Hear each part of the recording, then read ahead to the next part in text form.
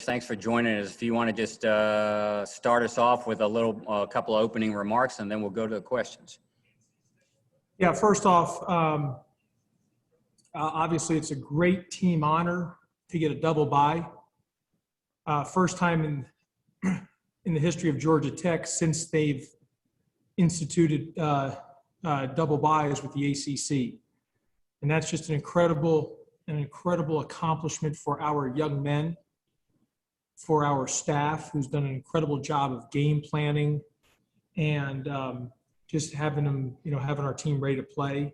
Obviously, the character of our young men speaks volumes for them to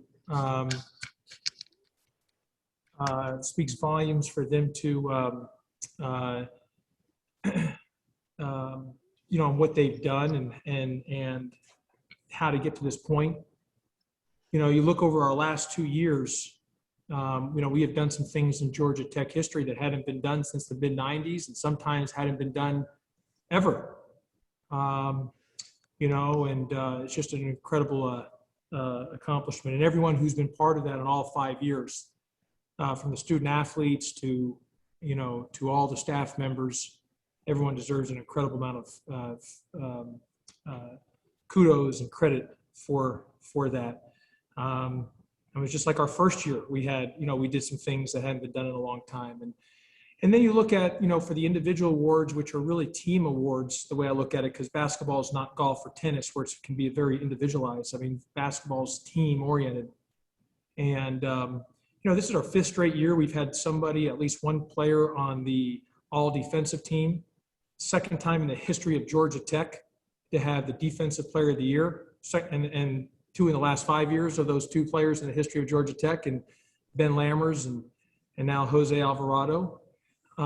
First time since 2001 to have somebody on the first team all ACC at Georgia Tech. The 3rd time in the history of Georgia Tech to have a player of the year. Think about that now. You know how hard it is to be player of the year in this league? Think about this league now. I can run down if you don't know all the 15 teams, I can give you all the 15. I mean, there's the tradition, the heritage, the incredible amount of the best basketball league in all of college basketball to have player of the year. 3rd in Georgia Tech history, last since 1990. Jose Alvarado getting 2nd team all leagues, a great accomplishment, considering the fact, he was 3rd team last year, 2nd team this year.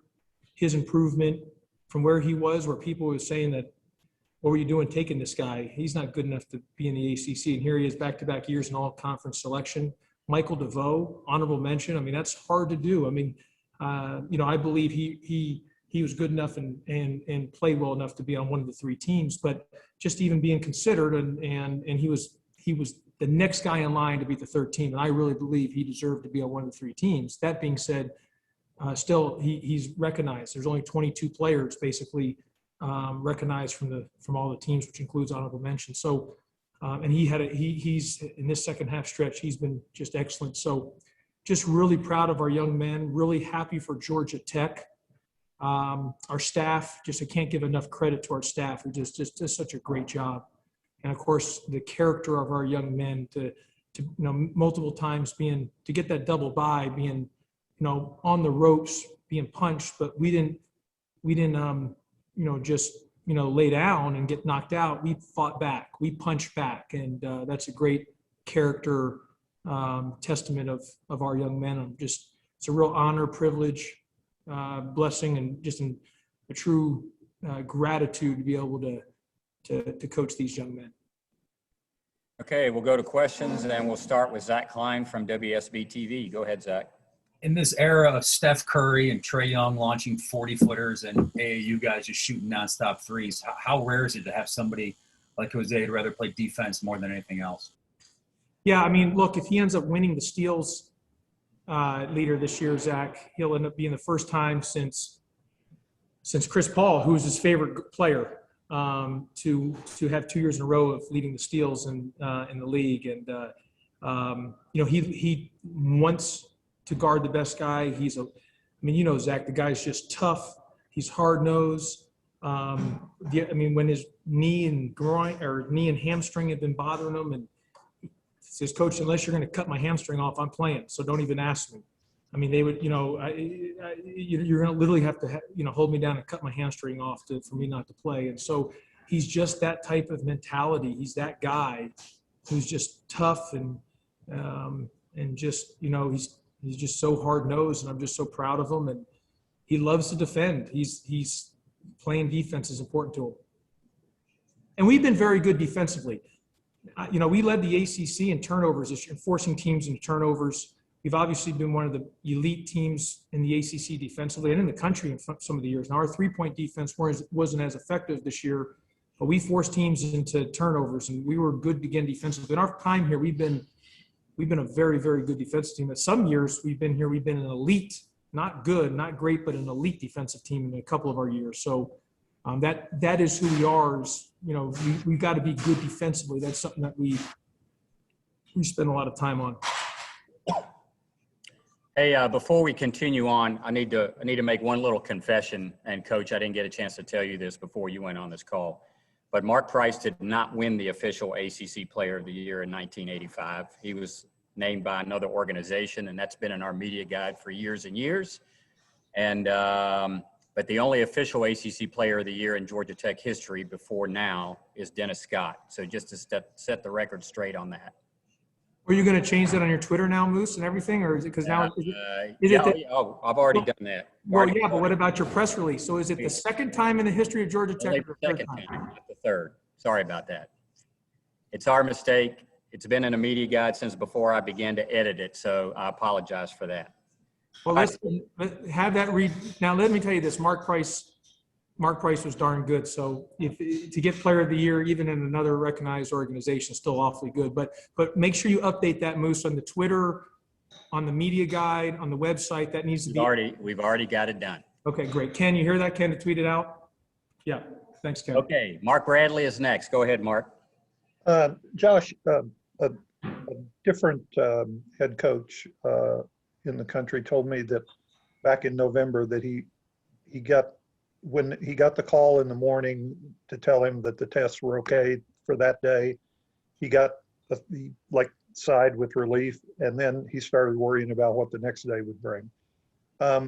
Is you staying out on the road maybe for a month? Is that your way of trying to control what may not be able to be controlled?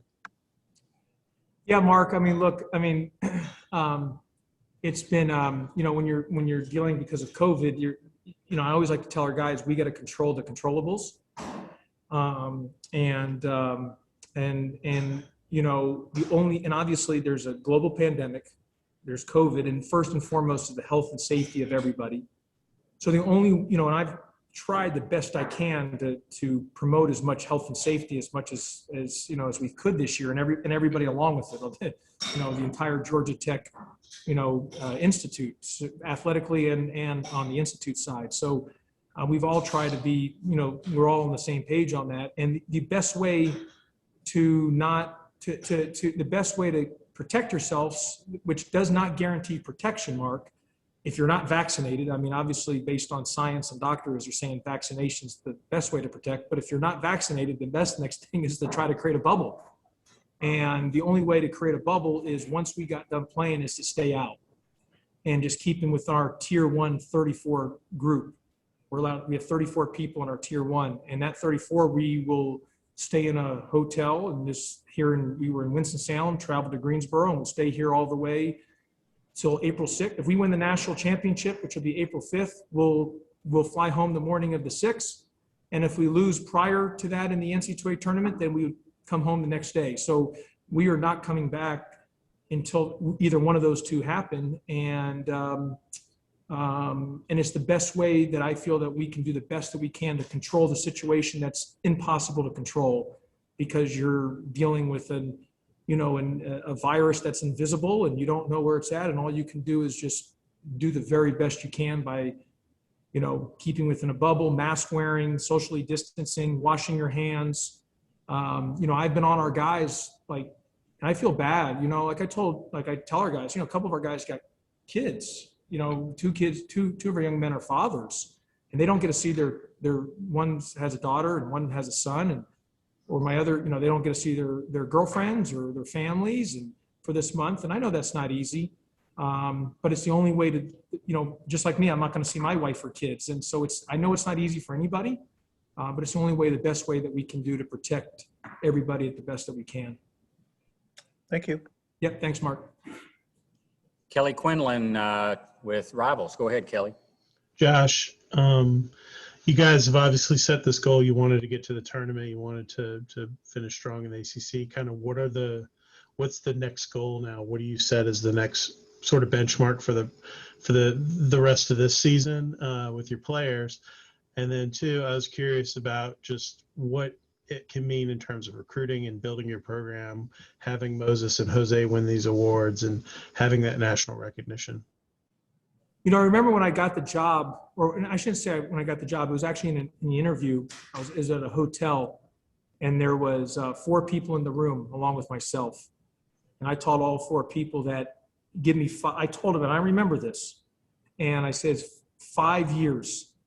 Give me 5 years, and we will, this is what I vision, this is what I foresee. We will have Georgia Tech back in the tournament, in the NCAA tournament. I said, but it's going to take 5 full years. I'm hoping to do it quicker, but I will need the full 5 years to do it. And based on who we hire and how we're going to recruit and the vision. Now, along the way, there's been some obstacles that I didn't foresee coming, obviously, and so it wasn't easy to get here in the 5 years. When Ken asked me, how do you feel in after Friday? Because Friday, after you win Friday, you knew you were going to be in. It wasn't like jubilation. It was almost like relief. And the pressure, the stress on everybody's shoulders to get to this point. And because I knew what I said in that room, and it was important to me to follow through on what I said in that room, in that hotel in April of 2016 to the 4 people in that room. And it was very, very important because it was so important for Georgia Tech to get back to the NCAA tournament. But it was going to have to, you're going to rebuild it. It was going to take time. And you're doing it in a league that's very, very hard to get wins in. It's a very hard league to do with 15 teams. And so the proudness of our young men and of, the staff and everyone who's been here through this time, everybody, to get to this point has been incredible. And like I said, it hasn't been easy. As we know, there's been some obstacles, some bumps. There's been things that's just been, it's been a hard 5 years, but it's gotten to this point. And so I say all that to say that was objective one. That was very, very important, objective one, because in that time in April, in that hotel room, to those 4 people, I said it, and I had a vision of that, that was important that we follow through on what we said. And then the second part, the second part, Kelly, obviously when you get guys having success and guys get better, it gives, it helps you in recruiting. I mean, look at our recruiting. We have a top 15, top 20 class this year, coming in. And so that's bodes well for our program. And then obviously, you're going to continue to recruit.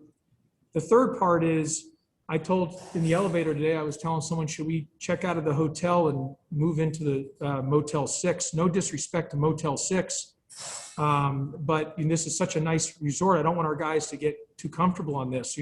I want us to keep our edge. What makes us best is our edge. The food here is incredible. The service is incredible. I'm like, oh my goodness, I don't want us to get kind of, you're like, it's not a vacation, guys. So I've got to now, my job, Kelly, is to refocus today and get us back. Okay, we finished double bye, NCAA tournament, got these individual awards, team awards, all those things. Now we've got to really shift and focus and getting ready to play Thursday. And that's important. And the objective is you want to win games in the ACC. You want to win an ACC tournament championship, but you can't get to Saturday, you can't get to Friday if you don't win Thursday. And then you want to try to win games in the NCAA tournament. So, but we've got to now, reshift our focus and get back to having that edge and being hungry again. Rodney. Hey, Josh, everyone knows about the Moses and the Jose's and the Ushers and the DeVoes, but you have 2 players in Moore and Bubba who have really been sort of a glue for your team and have added a lot.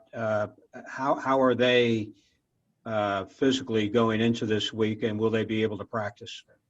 Yeah, we practiced this afternoon. We've had 2 days off of doing nothing just to try to, let the guys mentally, reset and chill out and just get their bodies reset. And we'll see how they are today, how they feel. I'm more looking for them to try to be able to practice on Tuesday more so than today. And if they can, hopefully by Tuesday, they're fully healthy and fully rested to kind of get them ready to go in the flow of things. So, like I said, Jose, Khalid, and Bubba haven't practiced in a while, so we need to get those guys back into the flow of things. Okay, we'll take these last two questions from and wrap up. First from Jeff Schultz and then Ken Segura. Go ahead, Jeff. Hey, Josh, the Breakfast Club that you and Moses have spoken about, was he the only one in it 4 years ago as a freshman? And also, is that something that you've always done in your career for guys who either weren't very good or weren't getting playing time? Well, yeah, the two guys were in it for that freshman year was Evan Cole and Moses Wright. And obviously, Evan Cole had gotten better and better and better. Obviously, he graduated last year. And but he, obviously he had some great production for us as well. But no, we've done, I have always done, whether it's the Breakfast Club or it's other areas. Sometimes the Breakfast Club doesn't work because guys have morning classes, so it just depends on the class schedule.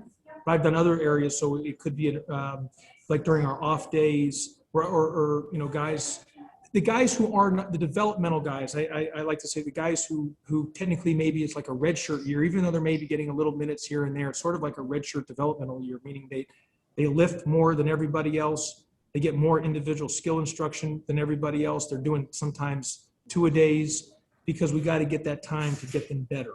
And that's just kind of for where we're at. And Moses was in that. I mean, listen, I was hard on Moses his freshman year. I mean, there was one time that I remember I was, he was late one time at the Breakfast Club and I had to go, I told him to go pack. I had his locker room stuff packed up and everything in his locker room packed up and sitting outside. I said, if you're not 2 feet in, then you can't, you can't be here. Only way this works is that, you've got to be fully invested and be all in on this. I'm glad he didn't take the stuff and walk out. That would have been good. And then gone somewhere else. I don't know if I can do that anymore at this day and age.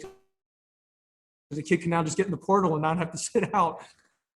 I had a little more leadway back then because I knew that the kid could transfer without sitting out. And I don't know if I could use that motivational tactic anymore. I took all his locker, put it in a box and sat outside and said, hey, you're not going to be on time. I don't want to be here. Take your stuff and go. And he was, no, I want to be, now these days with the transfer portal, I don't think you can do that anymore. But that is something that's just, the testament of Moses, Jeff, of how he's gotten better. It's an incredible story. I mean, the guy's only been playing basketball about 6.5 years.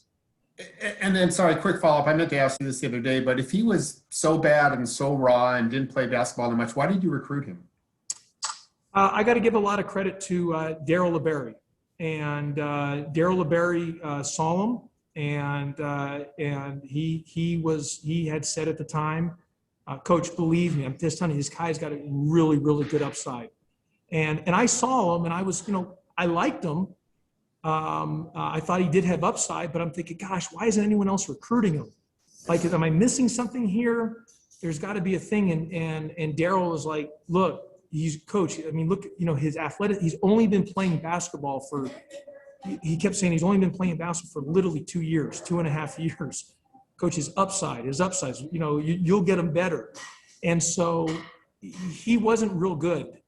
But we took it, we saw the potential and I thought he was, I saw potential, but again, I got to give Daryl he was sold on his potential all along the way. I thought he was good, but I was concerned, like, man, he's right there in the state of North. He's right in the backyard of all these other schools, even these other mid-major schools. Nobody likes him. What are we? Am I missing something here? But at that time we took him, and thank the good Lord we took him. He's just been. I mean, he's been a stud. He's been a stud. But to his credit, I mean, it just shows you. And I've said this before. I grew up in Houston, Texas.